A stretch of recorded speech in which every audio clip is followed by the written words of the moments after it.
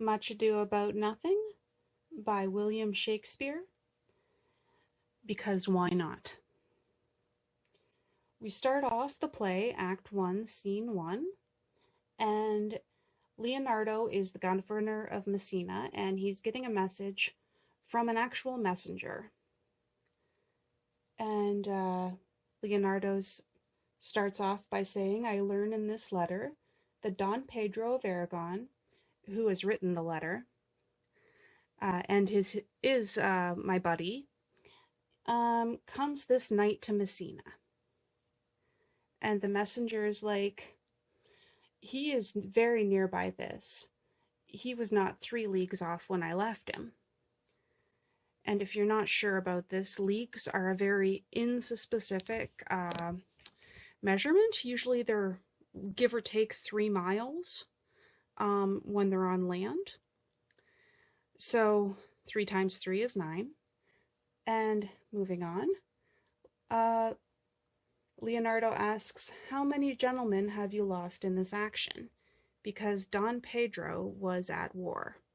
And he's like the head honcho of the war, head honcho of the army.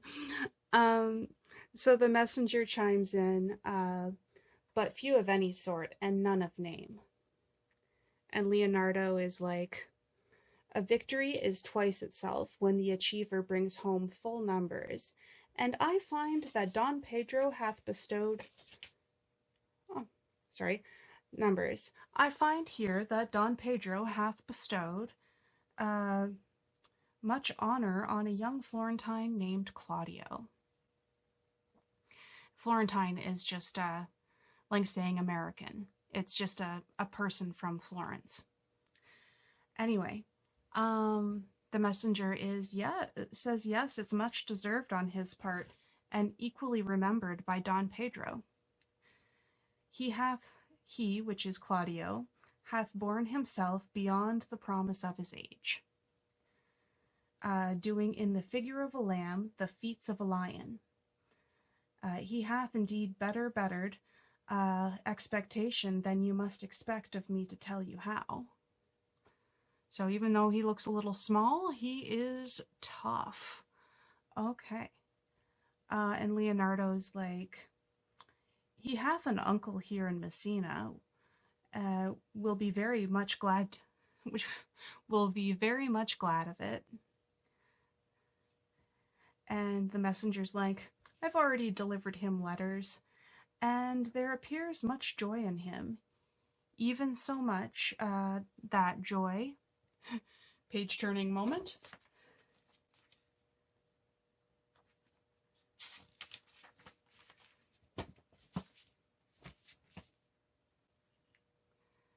Sorry.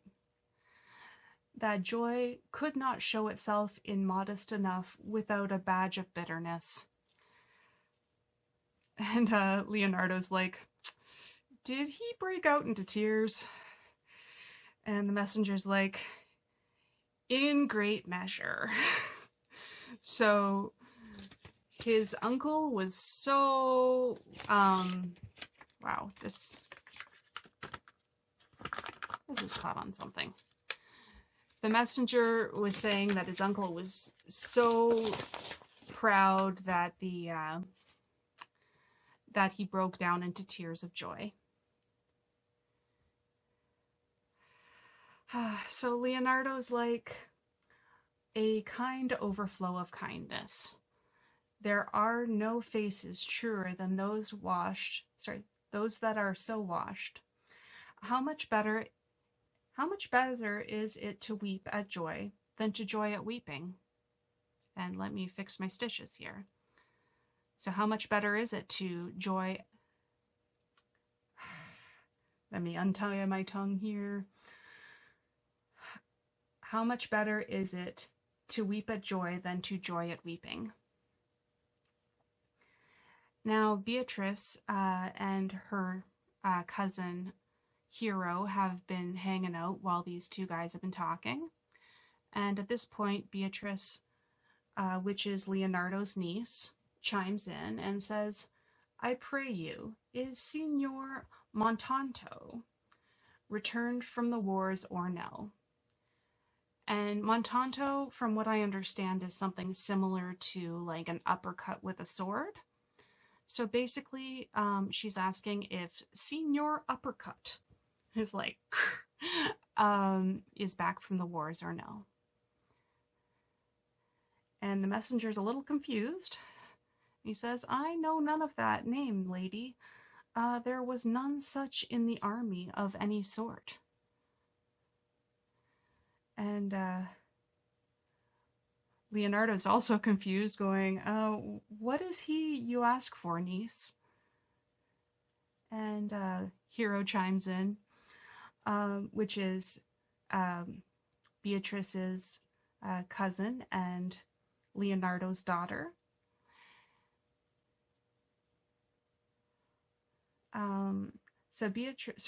Hero chimes in, my cousin means Senior Benedict of Padua.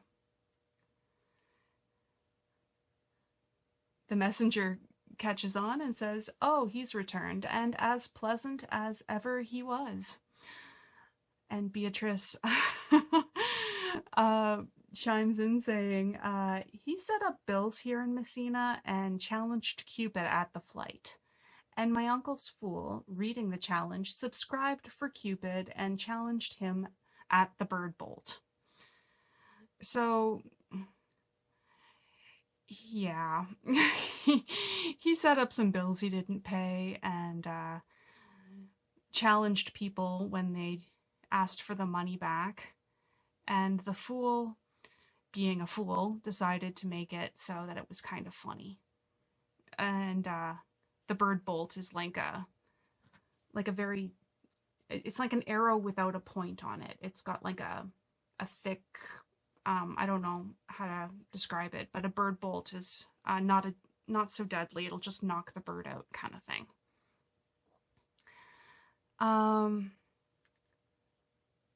So that's what the fool challenged him to. I pray you, how many hath he killed and eaten in these wars? But how many hath he killed? For indeed I promise to eat all of his killings. And that is what Beatrice says. And Leonardo chimes in, saying, faith, niece, you tax Senior Benedict too much. But he'll meet you, I doubt it not. And the messenger's like, he hath done good service, lady, in these wars. And Beatrice says, you had musty victual, and he hath holp to eat it. He is a very valiant trenchman. He hath an excellent stomach. Basically, she said he helped eat the rations, but there you go. And the messenger's like, no, and a good soldier too, lady. And Beatrice is like, and a good soldier to a lady, but what is he to a lord?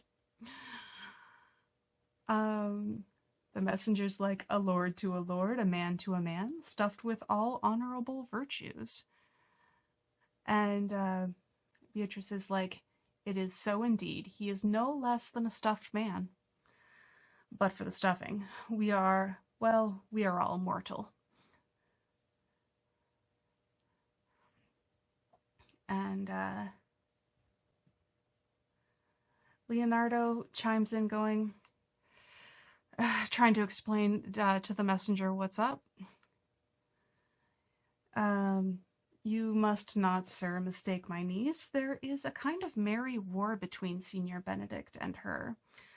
They never meet, but there's a skirmish of wit between them. And Beatrice is like, alas, he gets nothing by that.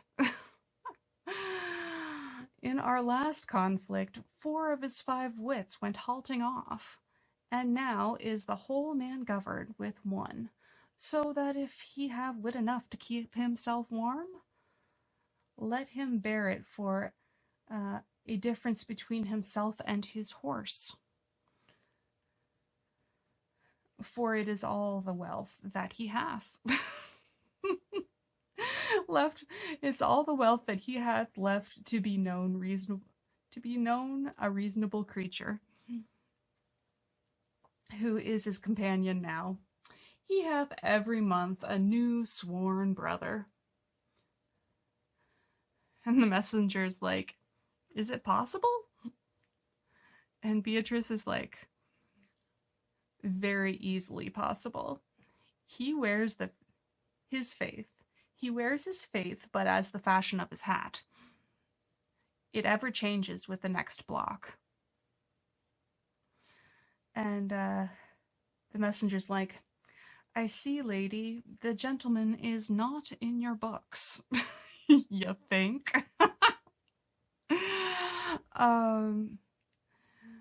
No.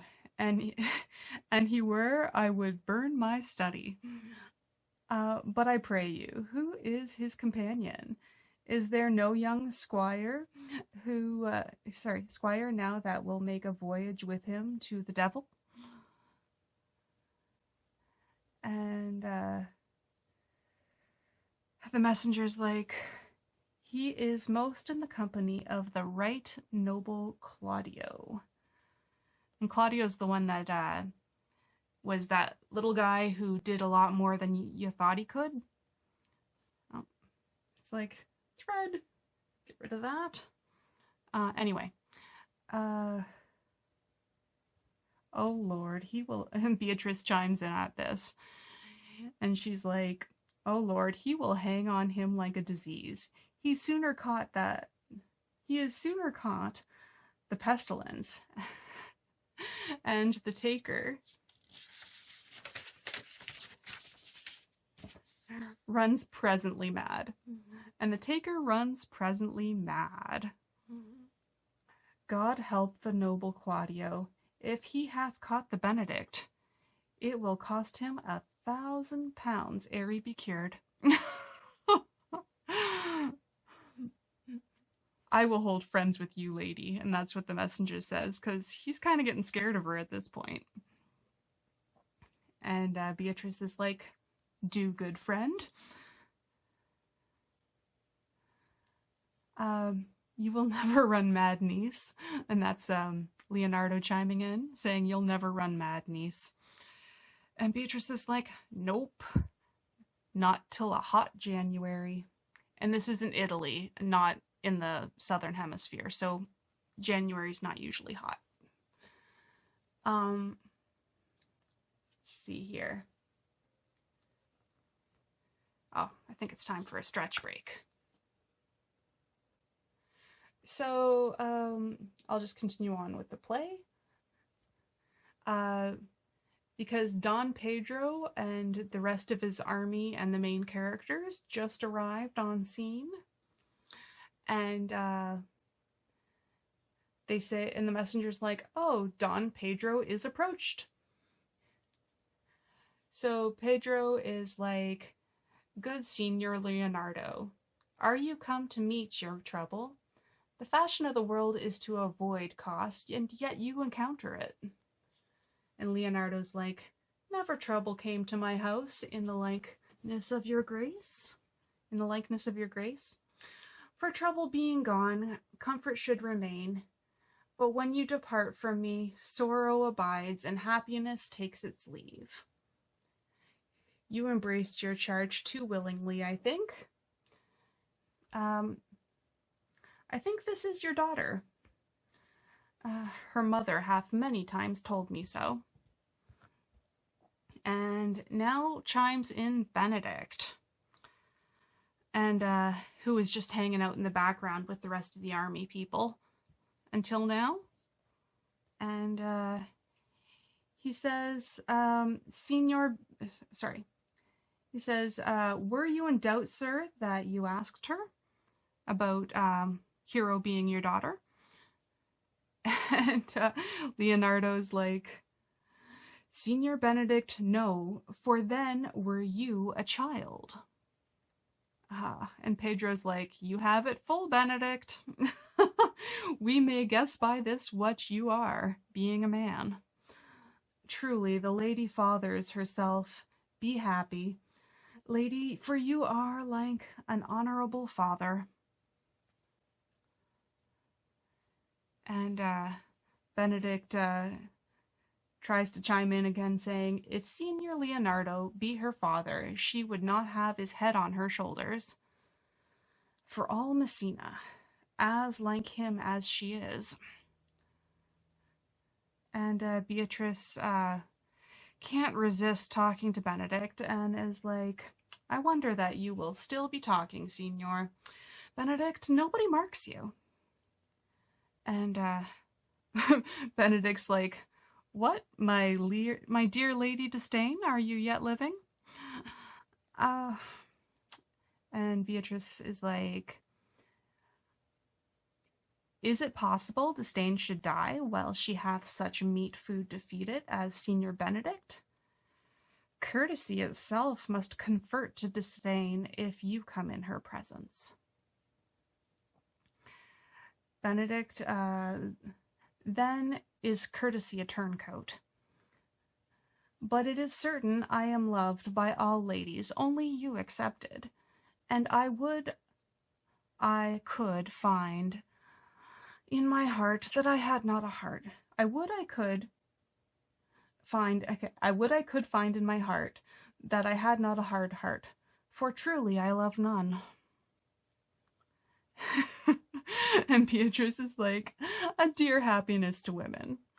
They would else have been troubled with a pernicious suitor. I thank God in my cold blood that I am of your humour for that, for I had rather hear a dog bark at a crow than a man swear he loves me. God keep your ladyship still in that mind, Benedict says. So some gentleman or other shall escape a predestinate scratched face. And Beatrice says that scratching could not make it worse. Scratching could not make it worse, and 'twere a face as yours were, Benedict. Well, Benedict's like, well, you are a rare parrot teacher. And Beatrice is like, a bird of my tongue is better than a beast of yours. And Benedict says, I would my horse had the speed of your tongue. And so good a continuer.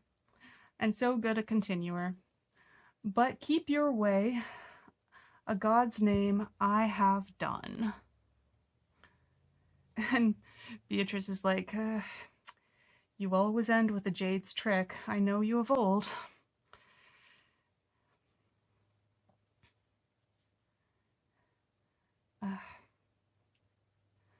And Pedro's like, that is the sum of all, Leonardo, Signor Claudio, and Signor Benedict. My dear friend Leonardo hath, switch to the page, hath invited you all. I tell him we shall stay here at least a month, and he heartily prays some occasion may detain us longer. I dare swear he is no hypocrite, but prays from his heart. If you swear, my lord, you shall not be forsworn. And then he acknowledges another character that we haven't met yet, which is Don Pedro's brother, Don John. And John is, he's known as John the Bastard. So there's that. And he also is just, he fell out of favor with his brother. And now they have just sort of reconciled recently. So anyway, Leonardo welcomes Don John and says, let me bid you welcome, my lord.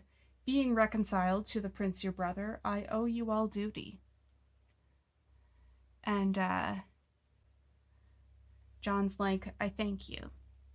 I am not of many words, but I thank you. And Leonardo's like, please at your grace lead on. Your hand, Leonardo, we will go together. And that is the first episode of Much Ado About Nothing. We're still in Act 1, Scene 1, but I'm going to break it up for roughly one row at a time. So until next time, thanks for watching!